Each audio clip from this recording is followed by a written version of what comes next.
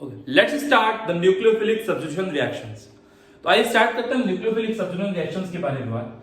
तो हमको सबसे पहले जानना होगा कि न्यूक्लियोफाइल क्या हुआ करते हैं। तो न्यूक्लियोफाइल एक ऐसी स्पीसीज हुआ करती है, एक ऐसी स्पीसीज हुआ करती है जो न्यूक्लियस की तरफ अट्रैक्टेड हो।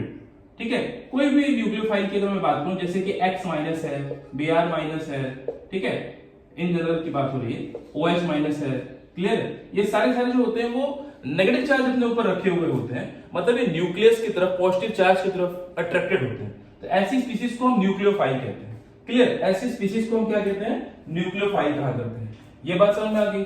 अब इस वाले रिएक्शंस के अंदर क्या होता है, एक न्यूक्लियोफाइल जो है वो दूसरे न्यूक्लियोफाइल की द्वारा सब्स्टिट्यूट कर दिया जाता है। फॉर एग्जांपल अगर हम यहाँ पे बात करें, अल्काइल हैलाइड के रेस्पेक्ट में बात करते हैं, फॉर एग्जांपल RCl ले लिया हमने और यहाँ पर कोई न्यूक्लियोफाइल आ गया X माइनस, ठीक है। अब इसकी रिएक्शन जब हुआ करती है तो किस तरीके से प्रोसीड होगी, यहाँ पर RX बन जाएगा और ये Cl माइनस निकल के आ जाएगा। मतलब ये Cl माइनस वाला जो न्यूक्लियोफाइल है that is getting substituted by X minus nucleophile. Clear? तो ये तुम्हारा सब्स्टिट्यूशन रिएक्शन हो गया, न्यूक्लियोफिलिक सब्स्टिट्यूशन रिएक्शंस। क्लियर?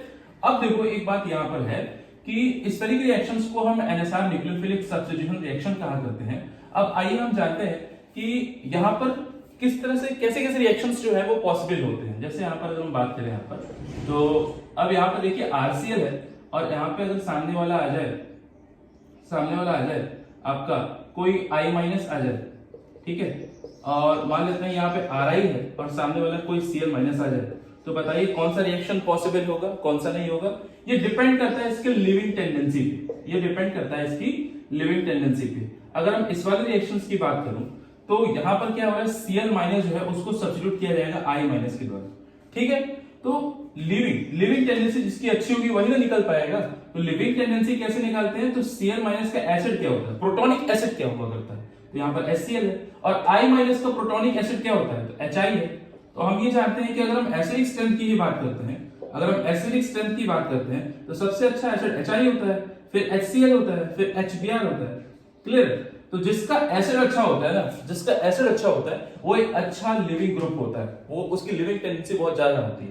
तो यहां पर अगर मैं बात करूं तो HCl is less acidic then HI, तो इसकी लिविंग टेंडेंसी जो होती है वो कम होती है, इसकी लिविंग टेंडेंसी कम होती है, तो ये रिएक्शन फिजिबल नहीं है।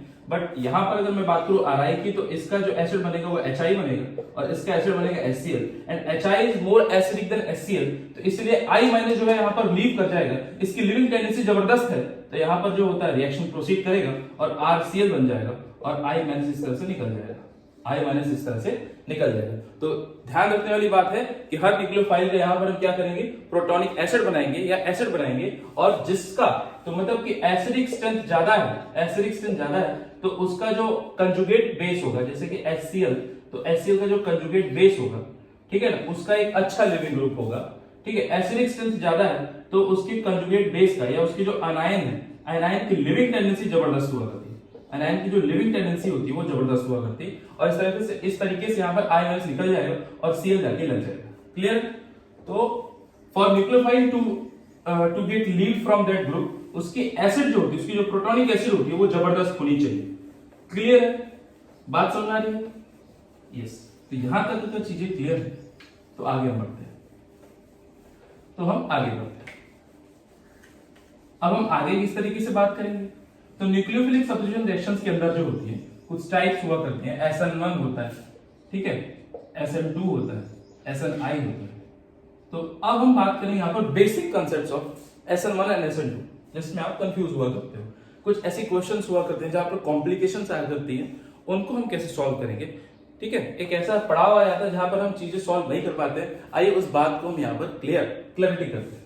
तो आइए समझते हैं SN1 की हम बात, ठीक है। तो SN1 की जब हम बात करेंगे तो यहाँ पे SN मतलब न्यूक्लियोफिलिक सब्स्टिट्यूशन, और 1 जो है वो क्या है, वो फर्स्ट ऑर्डर को बताता है। मतलब अगर हम इनके रेट ऑफ रिएक्शंस को लिखने जाएं तो rate is equal to K, ठीक है, rate is equal to K something power यहाँ पर 1, तो this is first order reaction.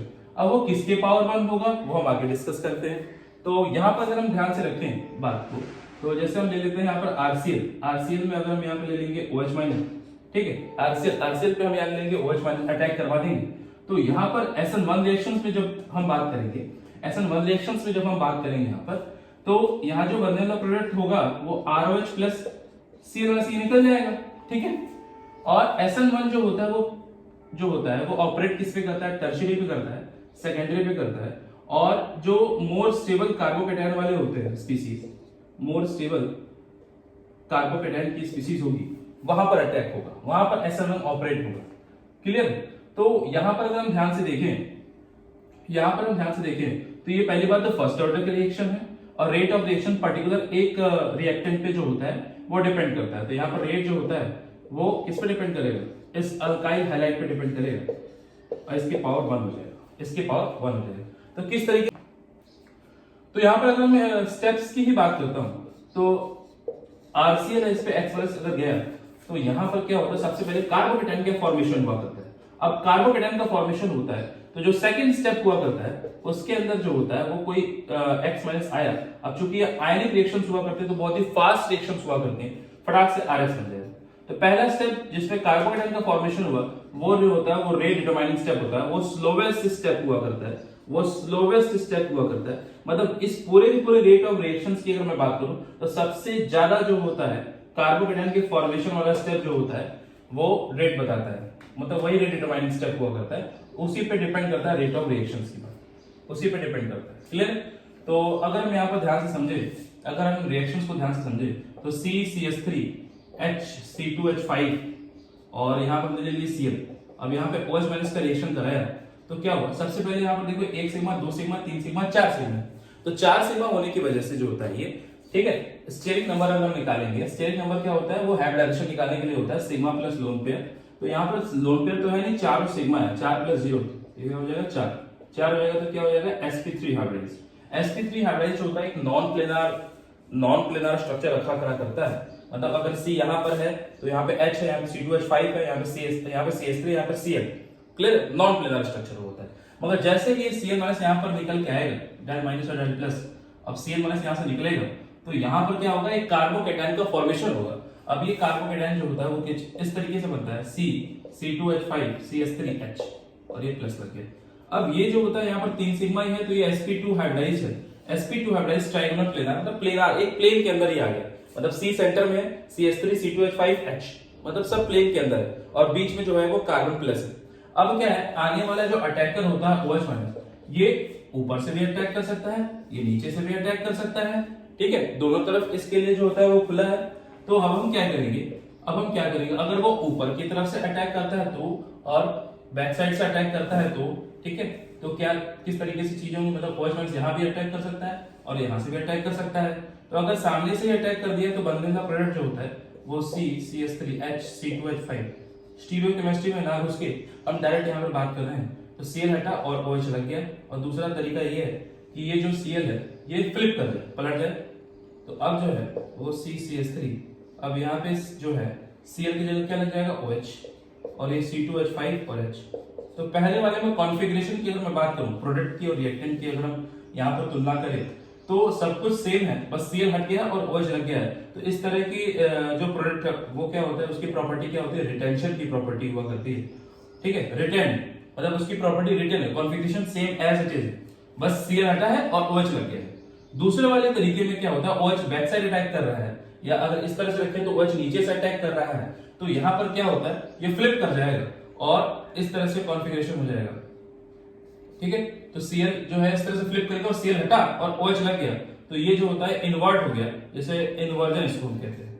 और एक रिएक्शन में अगर दोनों ही मिलते हैं तो इनके मिक्सचर्स को हम क्या कहते हैं, रेसमिक मिक्सचर्स कहते हैं। क्या कहते हैं, रेसमिक मिक्सचर्स। बोलो, बात समझ रही? इनको हम क्या कहते हैं, रेसमिक मिक्सचर्स। फिर से हम बात को समझते हैं कि SN1 की हम बात कर रहे हैं यहाँ पर। SN1 में जो होता है सबसे पहले क्या होता है, अल्काइल हैलाइड जो होता है वो टर्शियरी होना चाहिए, सेकेंडरी होना चाहिए, पॉजिटिव कार्बोकेटायन वाला होना चाहिए, ठीक है, सॉरी स्टेबल कार्बोकेटायन होना चाहिए। तो RCl जो है जब वो X माइनस के साथ रिएक्ट कर रहा है तो सबसे पहला स्टेप जो होता है वो फॉर्मेशन ऑफ कार्बोकेटायन होता है। ये Cl माइनस धीरे धीरे निकलेगा और ये R प्लस बन जाएगा। अच्छा, कार्बोकेटायन यहाँ पर बन रहा है, कार्बोकेटायन अगर यहाँ पर बनता है, हमेशा SN1 में कार्बोकेटायन बनता है, तो कार्बोकेटायन बनता है तो यहाँ पर रीअरेंजमेंट होगा ही होगा। रीअरेंजमेंट अगर संभव है तो ऑब्वियस बात है वो होगा, ठीक है। तो कार्बोकेटायन है ना। अब सेकंड स्टेप में जो होता है वो कार्बोकेटायन जो होता है R प्लस और सामने वाला जो अटैकिंग रिएजेंट था X माइनस उसके साथ रिएक्ट करेगा। अब चूंकि ये फास्ट रिएक्शंस होते हैं क्योंकि आयनिक रिएक्शंस है तो ये फास्ट है, तो इस तरह से जो होता है हमारा दूसरा अल्काइल हैलाइड बन जाता है। तो इसके एग्जांपल के तौर पे हम मैकेनिज्म अगर समझें तो सबसे पहले हमने क्या ले लिया, सबसे हमने ले लिया टर्ड ब्यूटाइल क्लोराइड ले लिया। क्या ले लिया? टर्ड ब्यूटाइल क्लोराइड। तो टर्ड ब्यूटाइल क्लोराइड में क्या होता है, इस पे Cl में डेल माइनस लग गया, कार्बन पे डेल प्लस लग गया, तो Cl माइनस इस तरह से हटेगा तो यहाँ पर एक कार्बोकेटायन का फॉर्मेशन होगा। अब पहले ये sp3 था, अब ये sp2 हो जाएगा, और sp2 होता है आपका प्लेनार स्ट्रक्चर। sp2 क्या होता है आपका?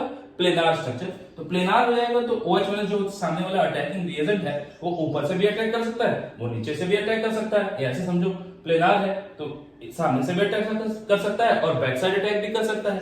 तो इस तरीके से जो होता है दो तरीके की प्रोडक्ट निकलेगी, एक रिटेंशन वाला प्रोडक्ट निकलेगा, एक इन्वर्जन वाला प्रोडक्ट निकलेगा, और इन दोनों का मिक्सचर अगर निकल जाए तो ये होता है रेशमी मिक्सचर। एक डी फॉर्म होगा तो एक एल फॉर्म होगा, और इन्हीं डी और एल के मिक्सचर्स को हम क्या कहते हैं? रेशमिक मिक्सचर्स कहते हैं। क्लियर? रेशमिक मिक्सचर्स कहते हैं। यहां तक अगर चीजें क्लियर हो गई तो आइए अब हम समझते हैं कि फॉर्मेशन ऑफ कार्बोकेटायन जो यहां पर हो रहा है, तो कार्बोकेटायन बन रहा है तो कार्बोकेटायन की स्टेबिलिटी जो होती है जितनी अच्छी होगी उतना अच्छा वो रिएक्शन होगा SN1। SN1 रिएक्शन कब अच्छा होगा? जब कार्बोकेटायन बहुत ज्यादा स्टेबल हुआ करेगा। बात समझ आ रही है? Carbocation should be stable in SN1 reactions. आइए हम कुछ एग्जांपल्स के थ्रू बात को समझते हैं। ये तो क्लियर हो गया कि रेट ऑफ रिएक्शन जो होता है वो कार्बोकेटायन के फॉर्मेशन पे गवर्न कर रहा है। ठीक है, कार्बोकेटायन के फॉर्मेशन पे गवर्न करता है। तो ये क्या है? First order reaction SN1। ठीक है, दूसरा टू स्टेप मैकेनिज्म है। तीसरा क्या बोलेंगे हम? तीसरा हम बोलेंगे कि ये टू स्टेप मैकेनिज्म है। तीसरा कार्बोकेटायन का फॉर्मेशन होता है। अगर कार्बोकेटायन का फॉर्मेशन होता है रीअरेंजमेंट पॉसिबल है। ठीक है, रीअरेंजमेंट जो है वो पॉसिबल है। तो जैसे कि अगर मैं बात करूं यहाँ पे CCS ये है, CCS3HCl इस तरीके से। ठीक है, अब दूसरा दिया हुआ है आपका CH3CC2H5। ठीक है, यहाँ पे ले लेते हैं आप C2H5 ले लेते हैं, और यहाँ पे जो होता है HH ले लेते हैं, और ये C ले लेते हैं। तो पहले वाला अगर देखें तो ये तुम्हारा जो है 2 डिग्री है, और ये वाला जो है वो 1 डिग्री है। ठीक है, ये 1 डिग्री है, ये 2 डिग्री है। और एक और ले लेते हैं CH3 C2H5 C3H7 और ये C ले लेते हैं। तो अगर हम इन तीनों की ही बात करते हैं तो अगर हम SN1 रिएक्शंस की अगर मैं बात करूं सबका हमको क्या करना है? पहले स्टेप में कार्बोकेटायन बनाना है। तो Cl माइनस हटाया, पॉजिटिव लगाया, Cl माइनस हटाया, पॉजिटिव लगाया, और Cl माइनस यहां पर हटाया और पॉजिटिव लगाया। तो ध्यान से सुनने वाली बात है कि यहां वाला पॉजिटिव जो होता है इस CH3 और C2H5 के द्वारा कम होगा, और यहां पर सिर्फ एक CH3 है जो कि एक प्लस आई ग्रुप हो गया, और यहां पर जो होता है CH3 है, C2H5 है, C3H7 है। तो जबरदस्त प्लस आई इफेक्ट है। ठीक है, जबरदस्त प्लस आई इफेक्ट हुआ करता है यहाँ पे। तो इसलिए सबसे अच्छा जो SN1 रिएक्शन होगा ये थर्ड वाला जो होता है वो प्रोसीड करेगा। कार्बोकेटायन बहुत ज्यादा स्टेबल है, कार्बन पे पॉजिटिव होता है बहुत कम हो जाएगा। तो बहुत कम हो जाएगा तो मतलब ये स्टेबल हो जाएगा तो ये SN1 में प्रोसीड करेगा। तो याद रखना SN1 रिएक्शंस में हमेशा कार्बोकेटायन शुड बी स्टेबल। जैसे एक और रिएक्शन दे लेते हैं, तो देखो ये बेंजाइल हैलाइड है।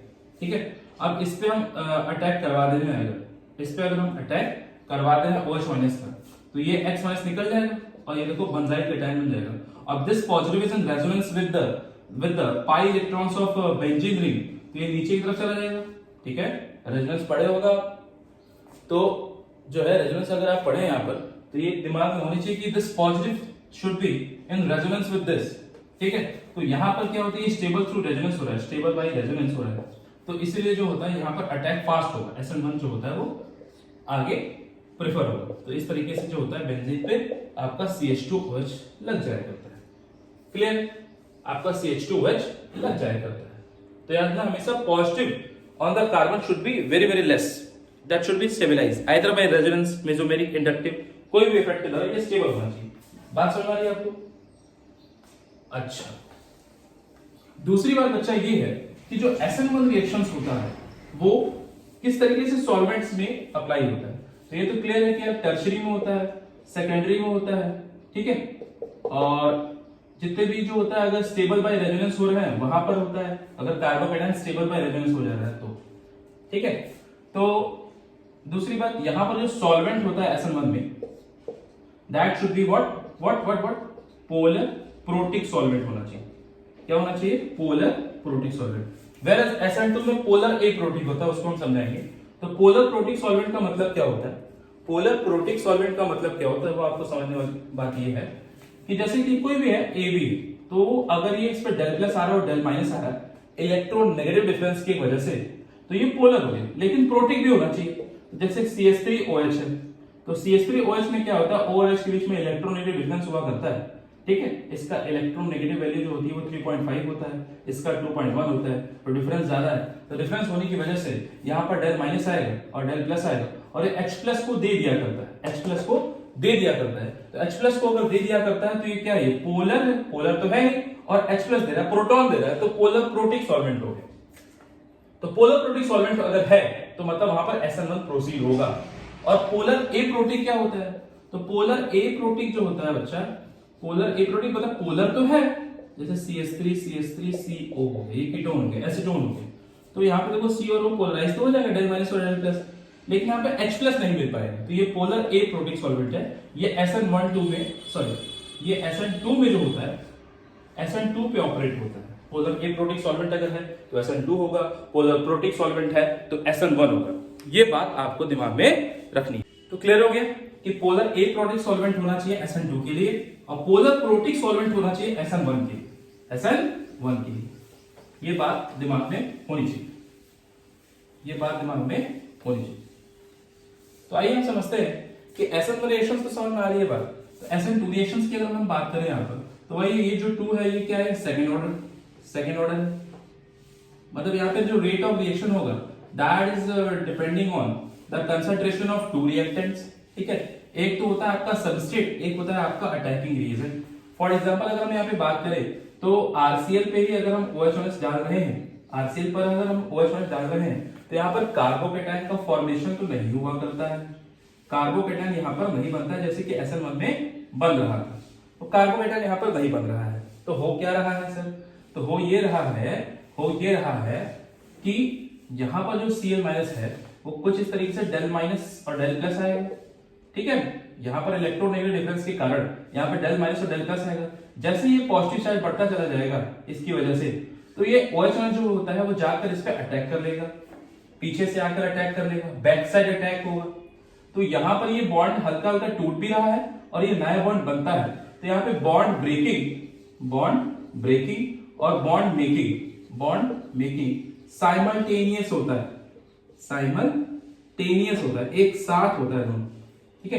तो जैसे R है, ये Cl है, डेल नेगेटिव आया, डेल पॉजिटिव आया, और जब जैसे इस पे पॉजिटिव बढ़ेगा तो OH जो होता है वो फटाक से इस पे अटैक करना स्टार्ट कर देगा, और OH इस तरीके से आएगा और इससे बॉन्ड बनाएगा, ठीक है ना। इससे बॉन्ड बनाएगा तो बॉन्ड बन भी रहा है और बॉन्ड टूट भी रहा है, एक साथ हो रहा है। तो ये एक जो होता है वो क्या है? ये ट्रांजिशन स्टेट आ गया। क्या आ गया? ये ट्रांजिशन स्टेट आ गया, ठीक है ना।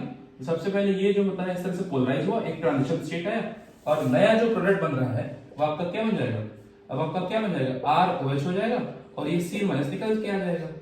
तो यहाँ पर कॉन्फ़िगरेशन की अगर मैं बात करूं तो यहाँ पर क्या हो रहा है, यहाँ पर जो Cl पहले इस तरफ लगा हुआ था तो OH माइनस के अटैक करते ही यहाँ पर क्या हुआ, इस तरीके से जो नया बॉन्ड बना वो बैक साइड से बना, तो बैक साइड से बना तो कॉन्फ़िगरेशन जो होता है वो इन्वर्ट हो गया। पहले जो हेलोजन इस साइड लग रहा था, जो न्यूक्लियोफाइल राइट हैंड साइड लग रहा था, अब जो न्यूक्लियोफाइल नया आएगा वो लेफ्ट हैंड साइड लगेगा। तो ये जो होता है वो कॉन्फ़िगरेशन इन्वर्ट हो गया। तो ऐसे प्रोसेस को हम कहते हैं inversion, that is boiler inversion, ठीक है। इसको हम क्या कह देते हैं? इन्वर्जन कह दिया करते हैं। तो याद रखना है कि SN1 में तो रिटेंशन और इन्वर्जन दोनों हो रहा था, और SN2 के अंदर यहाँ पर जो होता है वो इन्वर्जन हो रहा है। क्लियर? इन्वर्जन हो रहा है। अब ये जो OH बैक साइड से अटैक कर रहा है, इसको क्या चाहिए? इसको ये चाहिए कि positive on the carbon should be more. जितना ज्यादा पॉजिटिव होगा, क्या OH उतना जल्दी जो होता है आकर रिएक्ट करेगा, आकर अटैक करेगा, आकर एक नया बॉन्ड बनाएगा। तो याद रखना है कि SN2 के अंदर जो होता है एक तो positive on the carbon should be more, ठीक है, positive on the carbon should be more, बहुत ज्यादा होना चाहिए। अब यहाँ पर जो रेट ऑफ रिएक्शंस है क्योंकि ये वन स्टेप रिएक्शन है जिसमें एक ट्रांजिशन स्टेट बन रहा है, तो यहाँ पर रेट ऑफ रिएक्शन जो होता है वो ये एल्काइल हैलाइड पे भी और ये OH माइनस पे भी, दोनों पे जो होता है वो डिपेंड करता है। तो इसलिए ऑर्डर ऑफ रिएक्शन जो होता है वो 2 हो जाता है, ऑर्डर ऑफ रिएक्शन 2 हो जाएगा करता है। क्लियर? SN2 में इन्वर्जन होता है।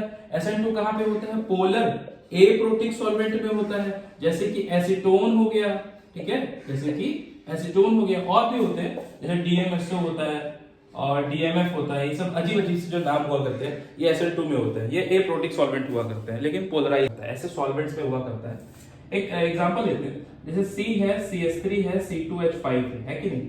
अब इस पे Cl लगा है, ठीक, और इस पे Cl लगा, और इस पे हम ले लिया Ki ले लिया, और एसीटोन के प्रेजेंस में ले लिया, एसीटोन के प्रेजेंस में ले लिया, ठीक है। तो यहाँ पर क्या होता है? यहाँ पे डेल माइनस आएगा, यहाँ पे डेल प्लस आएगा, ठीक है ना। अब ये SN1 है कि SN2, तो एसीटोन से पता चल रहा है कि ये पोलर एप्रोटिक सॉल्वेंट है। जब पोलर एप्रोटिक सॉल्वेंट है, पोलर एप्रोटिक सॉल्वेंट है, तो ये जो I माइनस यहाँ से निकल के आएगा वो बैक साइड अटैक करेगा और सिंगल स्टेप रिएक्शन हुआ करेगी। तो यहाँ पर जो होता है ये I इस तरह से लग जाएगा, ये CH3 ऐसे हो जाएगा, ये C2H5 ऐसे हो जाएगा। इसको हम कहते हैं वॉल्टर इन्वर्जन। सेकेंडरी है, सेकेंडरी है। अब अगर यही एसीटोन के बदले में यहाँ पर अगर हम लिख दिए थे Ki के साथ अगर हम अल्कोहल ले लेते C2H5OH, तो ये पोलर प्रोटिक सॉल्वेंट होता है। तो पोलर प्रोटिक सॉल्वेंट होने की वजह से यहाँ पर जो कॉन्फ़िगरेशन होगा वो 2 प्रकार का आएगा, मतलब यहाँ पे फॉर्मेशन ऑफ कार्बोकेटायन पहले होगा, तो कुछ इस तरीके से जो होता है पहले स्टेप में CH3 C2H5 और यहाँ पर एक H है, आपको ध्यान में रखना है, यहाँ पे क्या है? H है, ठीक है। तो CH3 C2H5 और यहाँ पर जो है ये इस तरीके से एक sp2 hybridised trigonal planar carbocation बनेगा। अब ये जो कार्बोकेटायन ये प्लेनार है, तो अब आने वाला I माइनस ऊपर से भी अटैक कर सकता है, नीचे से भी अटैक कर सकता है, या लेफ्ट साइड से भी अटैक कर सकता है, राइट साइड से भी अटैक कर सकता है। तो बनने वाला प्रोडक्ट जो होता है वो CH3 C2H5 और यहाँ पर I इस तरह से भी लग सकता है, और I जो होता है वो इनवर्ट वाला प्रोडक्ट भी बन सकता है, और इस तरीके से CH3 C2H5 बन जाएगा। तो ये देखो, ये तुम्हारा क्या है? ये तुम्हारा क्या रिटेंशन है, ये तुम्हारा क्या इन्वर्जन है। इन दोनों के मिक्सचर्स को हम क्या कहते हैं? Racemic mixtures. तो कौन सा रिएक्शन होगा? तो कौन सा रिएक्शन होगा वो डिपेंड करता है कि सॉल्वेंट कैसा है। अगर ये सेकेंडरी वाला अगर हम अल्काइल हैलाइड लेते हैं तो ये दिमाग में रहनी चाहिए बात, ये दिमाग में और जहन में रहनी चाहिए। तो एक चीज और क्लियर होनी चाहिए कि जो SN2 रिएक्शन होता है तो दैट शुड बी उसमें positive carbon, positive on the carbon should be more. तो जितना ज्यादा पॉजिटिव होगा I माइनस उतने तरीके से उतने तेजी से अट्रैक्ट करेगा, उतना तेजी से अट्रैक्ट करेगा। तो मतलब ये स्टीयरिंग क्राउडिंग जो होती है वो कम होनी चाहिए। तो SN2 की जो रिएक्टिविटी होती है, SN2 की जो रिएक्टिविटी होती है, याद रखना है हमको, SN2 की रिएक्टिविटी में positive on the carbon should be more, या स्टीयरिक क्राउडिंग जो होती है, मतलब जो भीड़ भाड़ होगा, स्टीयरिक क्राउडिंग जो होता है वो कम होना चाहिए। जैसे कि HCH3 और यहाँ पे C इस तरह से Cl लगा हुआ है, ठीक है ना, इस तरह से CHCl लगा हुआ है, CH3 और इस तरह से CHCl यहाँ पे लगा हुआ है। तो यहाँ पे देखो, यहाँ पे क्राउडिंग जो होते है एक है, यहाँ पे 2 मिथाइल ग्रुप है, तो यहाँ पर अटैक, बैक साइड अटैक जबरदस्त होगा, क्योंकि यहाँ पे क्राउडिंग नहीं है, भीड़ कम है। तो इसलिए SN2 रिएक्शन यहाँ पर ज्यादा प्रेफर होगा इन कंपैरिजन टू यहाँ। क्लियर? SN2 रिएक्शन की बात भी क्लियर हो गई। तो याद रखना, positive on the carbon should be more, ये वन स्टेप रिएक्शन होता है। यहाँ पर कार्बोकेटायन नहीं बनता है। कार्बोकेटायन कहाँ बनता था? SN1 रिएक्शन में बनता था। अच्छा, कार्बोकेटायन बनता है, कार्बो अगर केटायन बनता है तो वहां पर रीअरेंजमेंट भी पॉसिबल होगा। फॉर एग्जांपल अगर हम बात करें तो CH3 CH2 ले लेते हैं, यहाँ पे इस तरह से CHCl और ये इस तरह से ले लेते हैं, ठीक है। अगर इस तरीके से अगर हम ले लेते हैं तो यहाँ पर क्या चीजें होंगी वो दिमाग में होना चाहिए।